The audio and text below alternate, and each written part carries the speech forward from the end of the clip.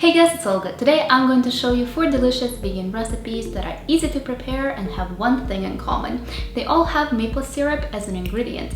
A lot of people think that maple syrup is only good in breakfast dishes, over your pancakes or waffles, but it's actually one of the most versatile ingredients. It is also my favorite liquid sweetener, and you can probably tell because I use it in tons of my recipes. I'm working together with Pure Canada Maple on this video. They are a federation of all maple syrup producers in Quebec, Canada. That's the French province in our country. So it's not just one brand, it's all of the companies that make maple syrup in that region. If you want to learn more about that organization, the link for it will be in the description. Quebec is actually the largest producer of maple syrup in the world, and I know that I'm biased when I say this, but I do think that they make the best maple syrup. Whenever I travel, I always bring maple syrup with me for friends and family who live overseas, and I do think that Canada has a reputation for being the best at maple syrup. So I put all of my maple syrup love into these 4 recipes that I'm sharing with you today. I'm going to show you how to make an amazing arugula, pear, and walnut salad, an easy veggie stir fry, chocolate chip granola bars, and no-bake mini pecan pies. I hope you guys are excited. Let's get started. The first dish I'm going to show you is the arugula, pear, and walnut salad. The ingredients you will need are arugula, pears, and walnuts. And to make the dressing, I'm going to use Dijon mustard, lemon juice, olive oil, salt and pepper, and of course, maple syrup. You guys know that I love using maple syrup in my recipes, and it's not only because it's a healthier alternative to sugar, but I also happen to really like its deep and unique flavor, especially in savory dishes. Pure maple syrup is actually considered a superfood because of the amount of minerals and antioxidants it contains. It's also believed to be good for brain health, liver function, and managing diabetes. So let's see how you can use it in a salad. The first thing I do is toast the walnuts. Heat a large pan over medium heat. Then add the walnuts and toast, stirring occasionally for 5 to 7 minutes. I also lightly season them with salt and pepper. Toasting your walnuts is optional, but I highly recommend it. The flavors are unbelievable. Once you're done toasting the walnuts, allow them to cool down for a bit. My walnuts were already pre-chopped, but if yours are not, you can chop them at this point. Next, let's prepare the dressing. In a small bowl, combine lemon juice, olive oil, maple syrup, Dijon mustard, salt, and pepper. Whisk until well blended.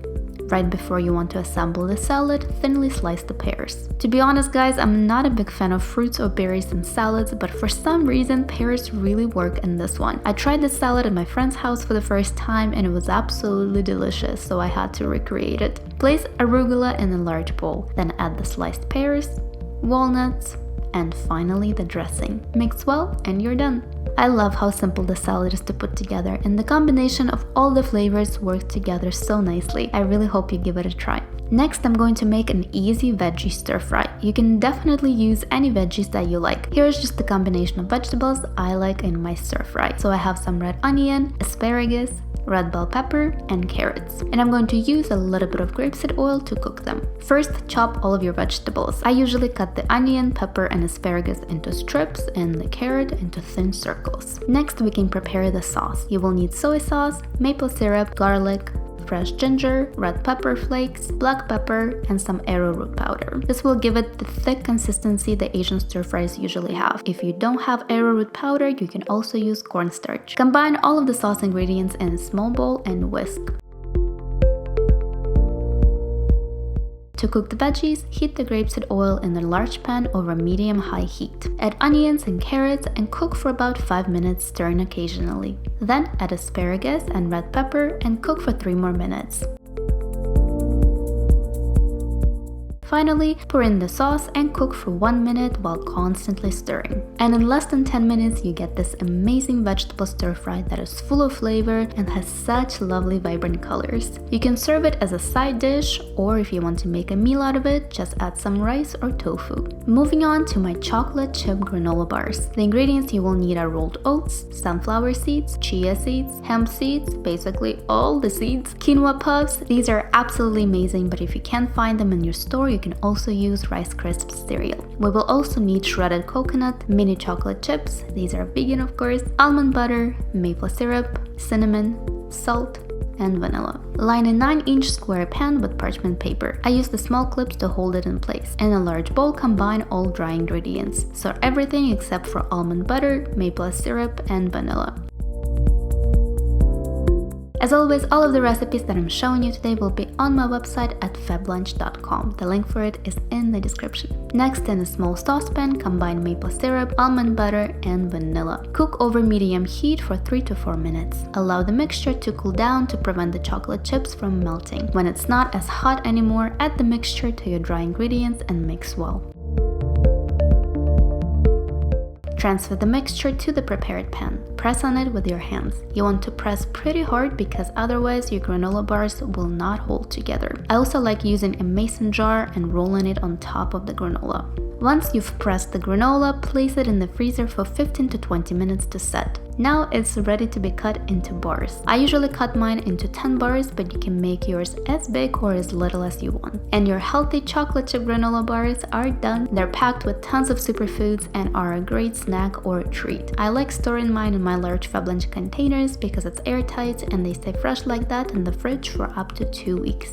And finally, I'm going to show you how to make no-bake mini pecan pies. For the crust, you will need almonds, maple syrup, and a pinch of salt. Place almonds in the food processor and process until ground. Then add maple syrup and salt and process to combine. Line a muffin tin with cupcake liners and place 1 tablespoon of the crust into each cup. Press with your fingers or a spoon to flatten.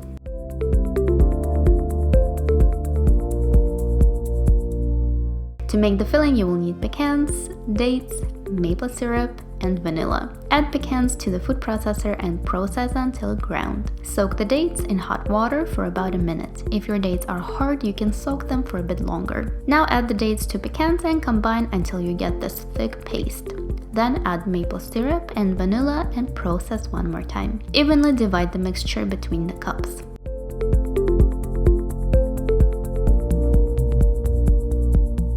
As a decoration, I like placing pecan halves on top. Chill in the freezer for 20 to 30 minutes to set, and your no-bake mini pecan pies are ready to be enjoyed. This is a really yummy and indulgent treat that is very easy to make and has the awesome flavors of a pecan pie.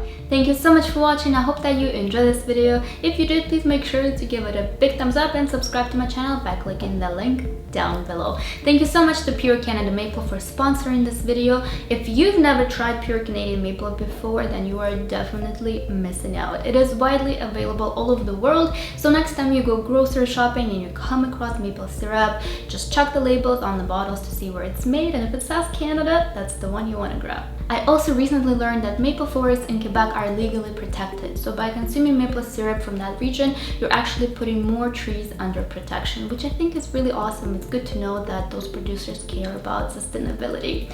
Again, thank you so much for watching. I love you guys, and I will see you in my next video. Bye!